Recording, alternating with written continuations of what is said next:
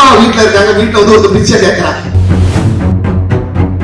முத்தமிழறிஞர் கலைஞர் முதல்வராக இருக்கிறார். எனக்கு தலைமைச் செயலகத்திற்கு மாற்று கிடைக்கிறது. தலைமைச் செயலக பொதுப்பணித்துறைக்கு ஒரு நாள் ரயில்ல உட்கார்ந்துருக்கேன். எனக்கு ஏற்கார ஒருத்தர் உட்கார்ந்துருக்காரு. இங்க வேலை பாக்குறீங்க. நீதிபதி கேட்டார், நீங்க இவ்வளவு பணம் நடிச்சிருக்கீங்க, இவ்வளவு சம்பாத்தியம் பண்ணிருக்கீங்க, நீங்க எதுக்கு வீட போய் விற்கணும் அப்படின்னு. எனக்கு இருக்க கடனுக்கு தெருவையே விற்கணும்.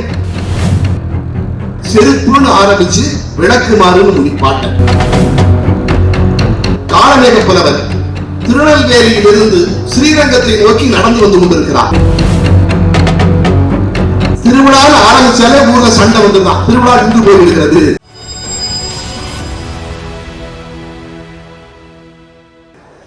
அம்மா வீட்டுல இருக்காங்க, வீட்டுல வந்து ஒரு பிச்சை கேட்கிறாங்க. அம்மா பிச்சை போடுறாங்க, ஒரு சின்ன தோசை போடுறாங்க. அவங்க நம்ம இன்னைக்கு இவனுக்கு பிச்சை போடுவோம், நாளைக்கு இவன் நமக்கு பிச்சை போடுவான்னு எதிர்பார்த்து அம்மா பிச்சை போடுறாங்க. இல்ல, கடல் உதவியை எதிர்பார்த்து உதவி செய்கிறது. ஆனால் அம்மா செய்யக்கூடிய இந்த உதவி என்பது எதிர்பாராமல் செய்யக்கூடிய உதவி. ஆக கடலின் தன்மையை விட அம்மா செய்கிற இந்த உதவியின் தன்மை பெரிது என்றுதான் வள்ளுவர் சொன்னாரே ஒழிய கடலினுடைய அளவை வைத்து சொல்லவில்லை என்று அவர் சொல்கிறார். நினைத்து பாருங்க, ஒருவேளை அதுவும் சரி இதுவும் சரி என்று கூட நாம் எடுத்துக் கொள்ளலாம். ஆக புதிதாக பொருள் கிடைக்கிறது ஒரு கவிதை என்கிற பொழுது. அதாவது நீங்க சில பேர் சாதாரண சொல்வது கூட புரிஞ்சுக்க முடியாது. நான் பொதுப்பணித்துறை மதுரையிலே பணியாற்றுகிறேன் பொறியாளராக. 2000 முத்தமிழறிஞர் கலைஞர் முதல்வராக இருக்கிறார். எனக்கு தலைமைச் செயலகத்திற்கு மாற்று கிடைக்கிறது. தலைமைச் செயலக பொதுப்பணித்துறைக்கு அது அக்டோபர் மாதம் வருகிறது. மாறுகிறது. குழந்தைகள் பள்ளிகளை படித்துக் கொண்டிருக்கிறார்கள். குடும்பம் மதுரை, நான் சென்னைக்கு போறேன். வாரம் சென்னையில இருந்து கிளம்பி மதுரைக்கு வந்துருவேன். வெள்ளிக்கிழமை ஒரு நாள் ரயில்ல உட்கார்ந்துருக்கேன். எனக்கு ஏற்கார ஒருத்தர் உட்கார்ந்துருக்காரு. இங்க வேலை பாக்குறீங்க, நான் வந்து பொதுப்பணித்துறையில இருக்கிறேன். ஓஹோ, ஃபேமிலி எங்க இருக்கு? ஃபேமிலி மதுரையில இருக்கு. நீங்க மெட்ராஸ்ல. ஓ, உங்களுக்கு 2 நாள் லீவோ? சனி ஞாயிறு 2 நாள் லீவோ? ஆமா, சனி ஞாயிறு 2 நாள் லீவு. வெள்ளிக்கிழமை கிளம்பிடுவீங்க. ஆமா. ஓஹோ, சனி எப்ப வரும்னு உங்க மனைவி எதிர்பார்த்துட்டே இருப்பாங்களோ? அவர் சனின்னு சொன்னது என்னையவா கிழமையான இதுவரைக்கும் எனக்கு விளங்குது. அதாவது நம்முடைய மொழியினுடைய அமைப்பு அதுதான் தமிழிலே விளையாடி இருக்கிறார். நீங்க நினைத்து பாருங்கள். அப்படி நான் வியந்த ஒரு கவிஞர். அதாவது சில பேர் இயல்பாக இருப்பார்கள். பேசுறதே வெள்ளத்திமார். நான் சொன்ன மாதிரி வெள்ளத்திமார் நம்ம வாலி என்ன ஒரு நாள் சொன்னார். வி.கே. ராமசாமி எப்பவுமே ரொம்ப வெள்ளந்தியா தான் பேசுவாராம். அவர் ஒரு வீடை விற்கிறதுக்கு போயிருக்காரு. பிரச்சனை வந்துருச்சு, விஷயம் கோர்ட்டுக்கு போயிடுச்சு.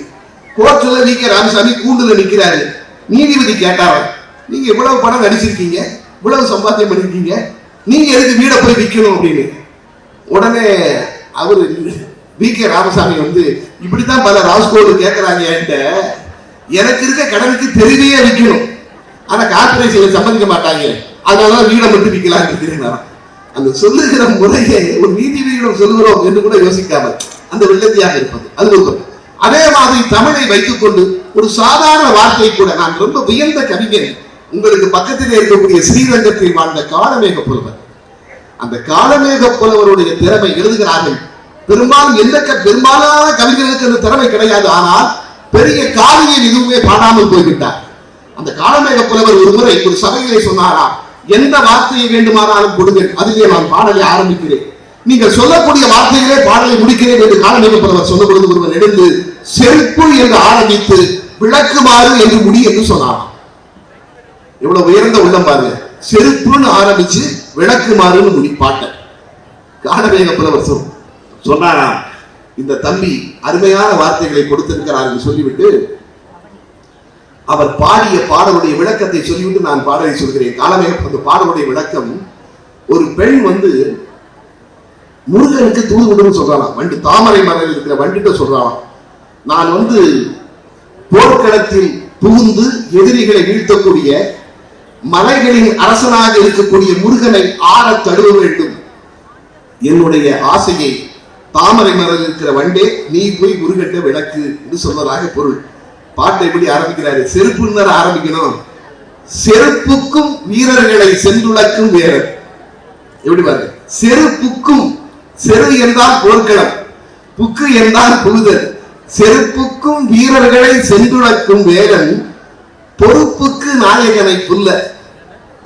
மலைகளின் அரசன், பொறு என்றால் மலை, பொறுப்புக்கு நாயகனை புல்ல மறுப்புக்கு தண்டே பொழிந்த திரு தாமரை மேல் வீற்றிருக்கும் வண்டே விளக்குமாறே என்று முடித்திருக்கிறார்.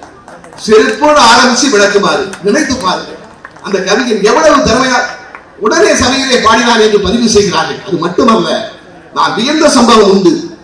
அதாவது ஒரு கவிதைக்கு எப்படிப்பட்ட ஆற்றல் இருக்கிறது என்று நான் நினைத்து பார்க்கிறேன். இறைவனை கூட கேள்வி கேட்கிற ஆற்றல் கவிதைக்கு இருந்திருக்கிறது என்பது காலமேக புலவரே சாட்சி. நான் ரசித்த வர்ணனைகள் என்று ஒரு புத்தகம், கவியரசர் கண்ணதாசன் எழுதிய புத்தகம். அந்த புத்தகத்திலே கவியரசர் கண்ணதாசன் ஒரு சம்பவத்தை குறிப்பிடுகிறார். காலமேக புலவர் திருநெல்வேலியில் இருந்து ஸ்ரீரங்கத்தை நோக்கி நடந்து வந்து கொண்டிருக்கிறார். கயத்தாறு உங்களுக்கு தெரியும், கட்டப்பொம்மனை தூக்கிலே போட்ட இடம் கோவில்பட்டிக்கு முன்னால். கயத்தாருக்கு வரும்போது காலமேக புலவருக்கு நல்ல பசி வருகிறது. ஊரை பார்க்கிறார். ஊரில் திருவிழா நடந்து கொண்டிருக்கிறது. கோவில் கோபுரம் தெரிகிறது. சரி, ஏதோ கோவில் திருவிழா நடக்கிறது, உள்ளே போனால் சாப்பிட ஏதாவது கிடைக்கும் என்று காலமேக புலவர் உள்ளே போகிறார்.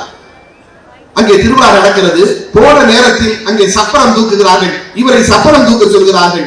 காலமேக புலவரும் சப்பரம் தூக்கிகளோடு சேர்ந்து சப்பரத்தை தூக்கி சப்பரம் ஊரை சுற்றி வருகிறது. சப்பரத்தை கோவிலிலே இறக்கியுடன் எல்லோருக்கும் உண்டை கட்டி கொடுக்கப்படுகிறது சாப்பிடுவதற்கு. காலமேக புலவருக்கு கொடுக்கப்படவில்லை. யாரு தள்ளி போல் என்று தள்ளி விடுகிறார்கள். ஏற்கனவே பசி வேற, பசியோட வந்தவன சப்பரத்தை வேற தூக்க வச்சாங்க. அந்த கோபம் வேற.